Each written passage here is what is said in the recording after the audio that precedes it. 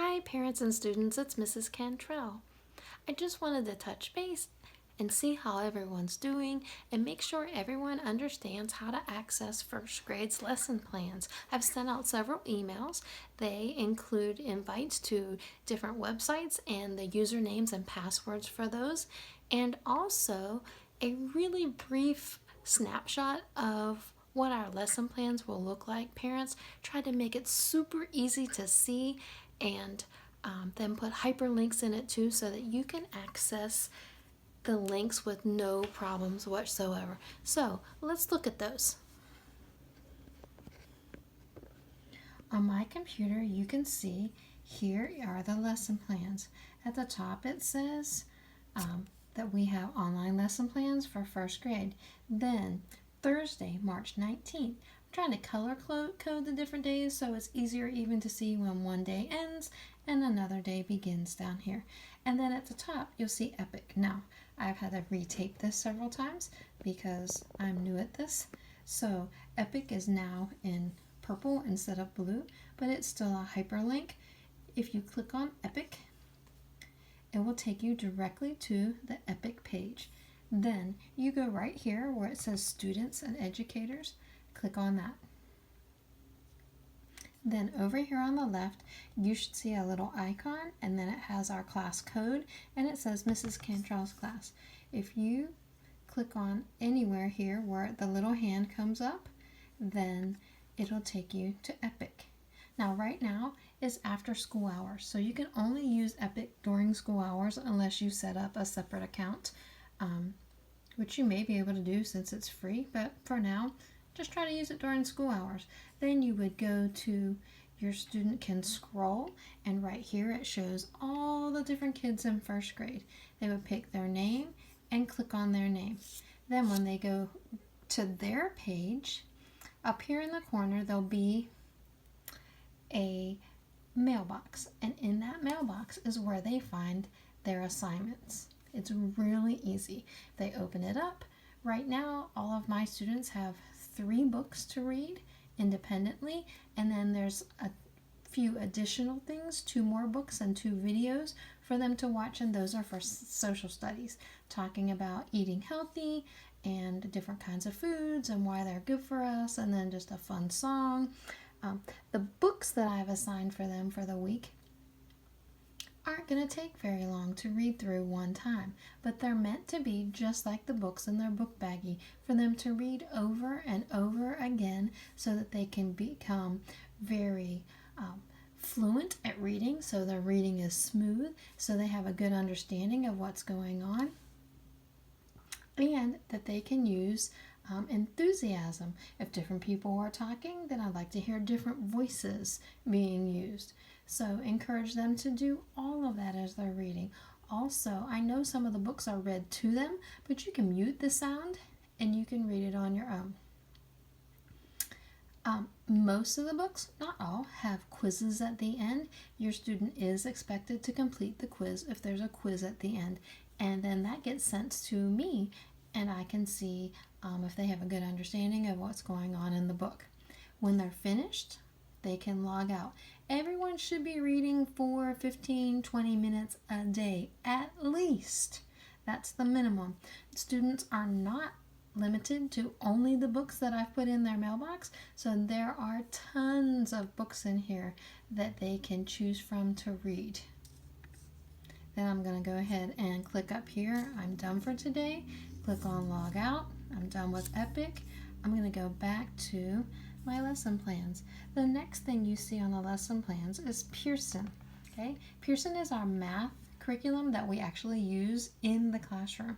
And so if I click on that hyperlink, it takes me to Pearson. There will be a login there. It's going to ask for your student username and password. You received those. It's probably, mine is Marla C, and then there's a very simple password to put in for everyone.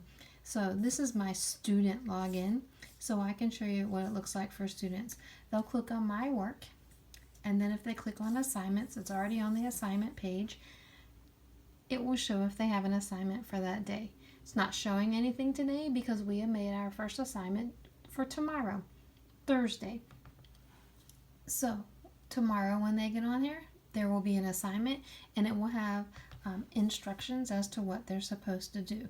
When they go on that assignment page, there's also worksheets for them to do, at least one usually.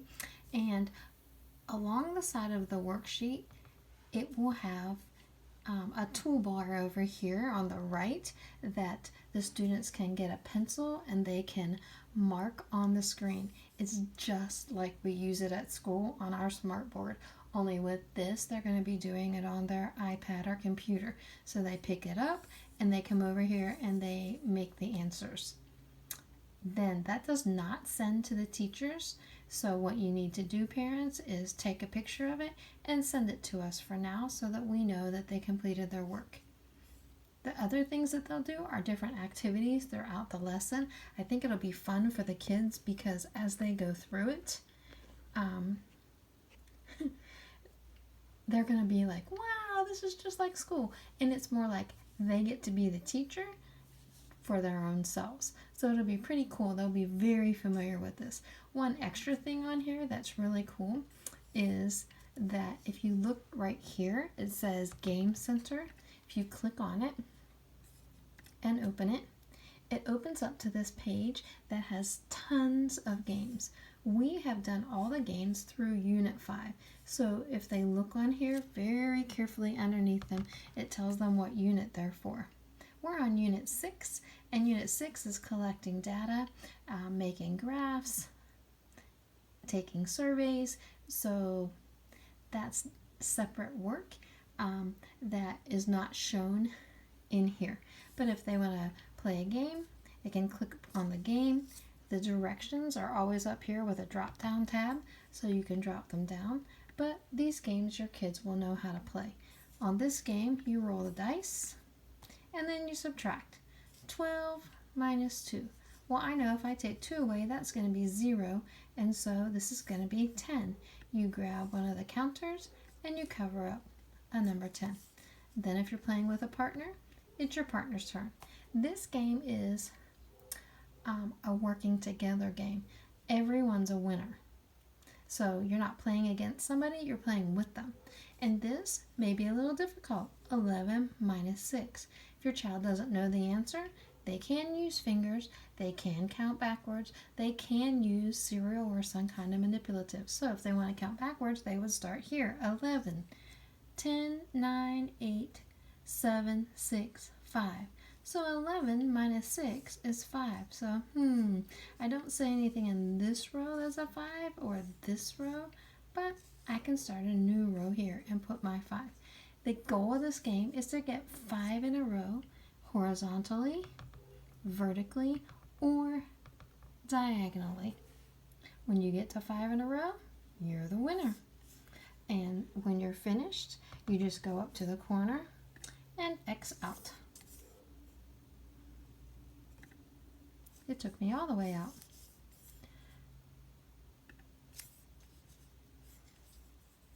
So let me go back to Pearson real quick. Don't know why it took me all the way out. Then e-text, you don't need to really worry about. This does have examples of the student activity book. I'm not sure if it will load right now, but the activity book is the one that I told you they will have assignments for pages to do, and it's just taking a really long time. But once you get into their lesson, you'll see that. So the next thing I want to go to is go back to the lesson plans. You'll see science. We also assigned epic.